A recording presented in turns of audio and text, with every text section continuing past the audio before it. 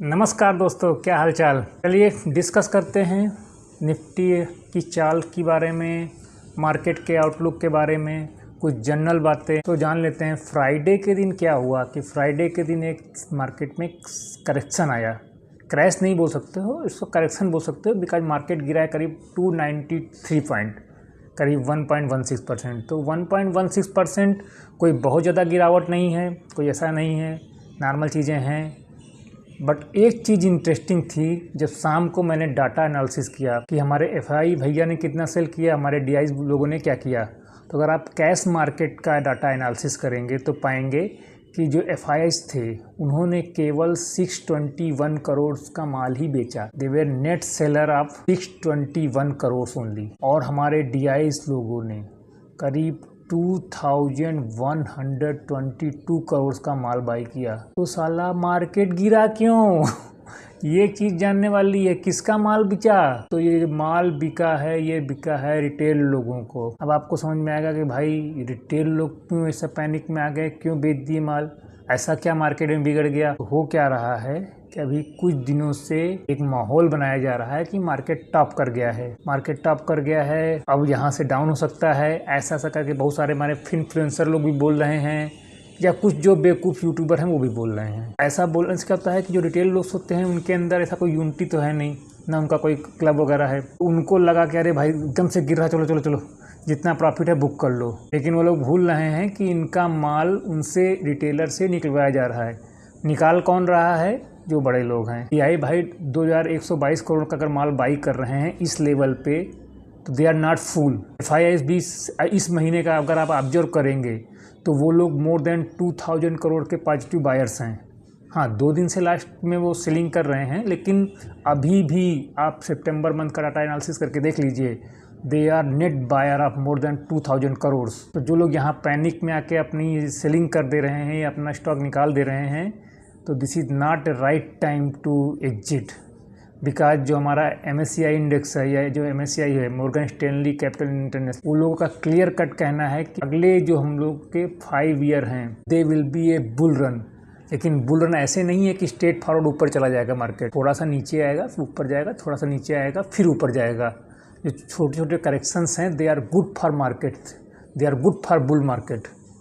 Bull market कभी भी one way ऊपर नहीं जाता है, सिंपल वन वे चलता चला जाएगा तो हम लोग मंगल ग्रह पहुँच जाएंगे, ऐसा नहीं होता है। ये शेयर मार्केट है, ये FD नहीं है कि एक लीनियर पाथ रहेगा इसका, ये थोड़ा सा ऊपर नीचे एक जिग-जैग मूवमेंट इसमें रहेगा। और जो छोटे मोटे करेक्शंस आ रहे हैं इनको आप लोग एज ए बाइंग अपॉर्चुनिटी लीजिए और इनमें अच्छी कंपनियों के शेयर खरीदिए। अगर कंपनी समझ में नहीं आ रही है तो इंडेक्स ETF लीजिए, उसमें भी अगर समझ में नहीं आ रहा है तो म्यूचुअल फंड्स में डाल के पैसा दीजिए, कोई दिक्कत नहीं है। आपका फंड मैनेजर भी आपको निकाल के देगा 15-20%। बट अभी राइट टाइम नहीं है मार्केट से पैसा अपना सारा बुक करने का या अपना प्रॉफिट बुक करने का। This is not a right time. हमारे अगले 5 साल जो हैं वो एक ग्रोथ स्टोरी का पार्ट होने वाले हैं हम लोग हैं। तो छोटे मोटे करेक्शन आते रहेंगे, 1-2% के, 10% के। 10% का करेक्शन समझ रहे हैं कितना होगा? करीब यहाँ से 2500 पॉइंट नीचे। तो 10 से 20% तो हम लोग करेक्शन बोलते हैं, इवन क्रैश भी नहीं बोलते हैं। तो आप लोग को कोई पैनिक करने की ज़रूरत नहीं है। थोड़ा बहुत मार्केट नीचे आ रहा है तो उसे एज ए बाइंग अपॉर्चुनिटी लीजिए कि चलो ठीक है, अमेजन की सेल लगी हुई है, हमें स्टॉक्स, हमें इंडेक्स, हमें म्यूचुअल फंड्स सस्ते रेट पे मिल रहा है। सो हमें वैसा कुछ सोच के मार्केट में आना है। और अपना व्यूज़ जो है कम से कम भाई 5 साल का रखो। जब हम इन्वेस्ट करने आते हैं तो हम सोचते हैं 15 साल 20 साल का, और एक दिन की पैनिक सेलिंग में हम लोग भाग जाते हैं। तो ऐसा नहीं करना है आप लोग को। आप लोग को जहाँ पे हैं टिके रहना है। अच्छी कंपनीज के शेयर अगर नीचे गिर रहे हैं तो उनको नीचे और एक्यूमुलेट करिए। This is a good thing. आप सोना खरीदते हैं या गोल्ड कॉइन लेते हैं, वो अगले साल भी लेते हैं, तो आपको खुशी किस में मिलेगी? वो सस्ता हो जाए या वो महंगा हो जाए? सस्ता होने पे खुशी मिलेगी ना। तो वैसे ही म्यूचुअल फंड्स या वैसे ही अच्छे स्टॉक्स को सोचिए कि चलो हमको सस्ते में मिल रहे हैं, हमको और एक्यूमुलेट कर लेना है। अभी आप खरीद लेंगे, जो शेयर अभी खरीद लेंगे, हो सकता है फ्यूचर में वो इतने महंगे हो जाएं कि आप खरीद ही ना पाएँ। और ये छोटे मोटे जो क्रैशेस हैं इनको एज ए बाइंग अपॉर्चुनिटी लीजिए। अभी ऐसा कुछ नहीं होने जा रहा है जिससे कि मार्केट ही ख़त्म हो जाएगा, ऐसा कुछ नहीं होने लगा। और अगर मार्केट ख़त्म होगा तो नाउ अब पहले जैसा सिनारियो नहीं रह गया है। अभी सबका पैसा मार्केट में है, LIC का पैसा मार्केट में है, पोस्ट ऑफिस का पैसा मार्केट में है, इंडियन गवर्नमेंट का पैसा मार्केट में है, तो इस टू बिग टू फेल वाला हिसाब किताब हो गया है।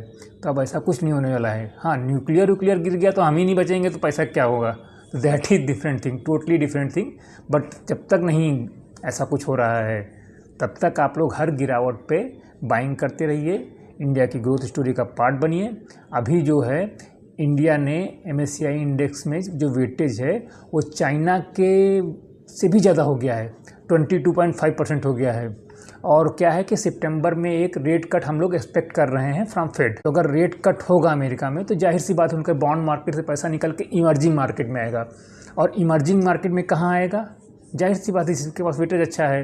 तो India, China, Taiwan, they are the good beneficiary for it. तो जो भी रेट कट हो रहे हैं, जो भी चीज़ें होने वाली हैं, they are coming into Indian stock market.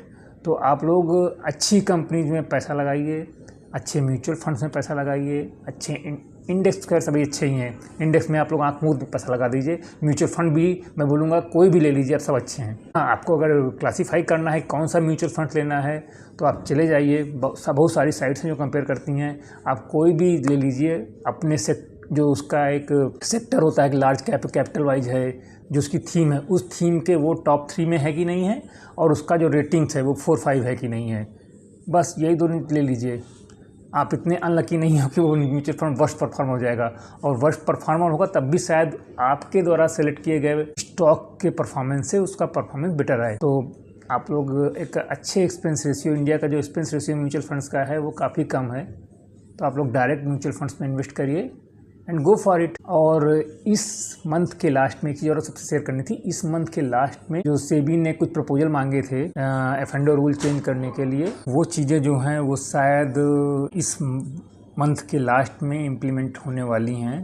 SEBI जो है F&O के रूल्स चेंज करेगा। एंड वो रूल क्या क्या रिकमेंड हुए थे? वो रूल्स रिकमेंड हुए थे कि एक एक्सचेंज वीकली एक एक्सपायरी कर पाएगा। NSE है या निफ्टी है, NSE निफ्टी कर सकता है, या बैंक निफ्टी, या मिड कैप जिसके पास 3 है, और ये सेंसेक्स या बैंक में कोई एक रख पाएगा। इसके अलावा margin requirement will be increase by 3 times और 4 टाइम अप टू 5 टाइम्स। इसके अलावा क्या होगा कि जो इनका टर्नओवर्स वगैरह है, इनको डेली बेसिस पे मॉनिटर किया जाएगा।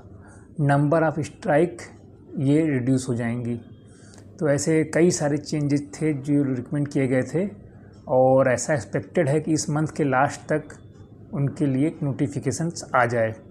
तो ये चीज़ें भी होने वाली हैं। तो आज संडे है, खैर ज़्यादा कुछ है नहीं बात डिस्कस करने का, लेकिन आप निफ्टी के बारे में सपोर्ट एंड रजिस्टेंस हम लोग डिस्कस कर लेते हैं। अब थोड़ा सा एक अगर शॉर्ट टर्म में देखेंगे तो एक 25,000 पे रजिस्टेंस डेवलप हो रहा है। एंड ये जो थोड़ा सा शॉर्ट टर्म के लिए एक रेजिस्टेंस का काम करेगा, और नीचे जो है 24,700 के पास में एक सपोर्ट भी है, और ये सपोर्ट अगर टूटा तो ये 24,500 तक भी जा सकता है मार्केट। बट ये शॉर्ट टर्म के लिए है, इसमें कोई लॉन्ग टर्म विजन आपका इन्वेस्टिंग का है तो इसे आप एज ए बाइंग अपॉर्चुनिटी देखेंगे। हाँ, अगर ट्रेडिंग करना है तो ये थोड़ा सा 2 लेवल्स जो हैं, ऊपर 25,000 और नीचे 24,700, जब तक इनके बीच में है आप साइडवेज का सोचेंगे। ये लेवल्स अगर ब्रेकआउट हो रहे हैं तो फिर आपको ऊपर के लिए वैसे ही सोचना है, 25,000 के ऊपर तेज़ी करनी है, 24,700 के नीचे आपको मंदी करनी है। तो ये सब कुछ था, हमने सोचा चलो डिस्कस कर लेते हैं आप। Okay, thanks, bye.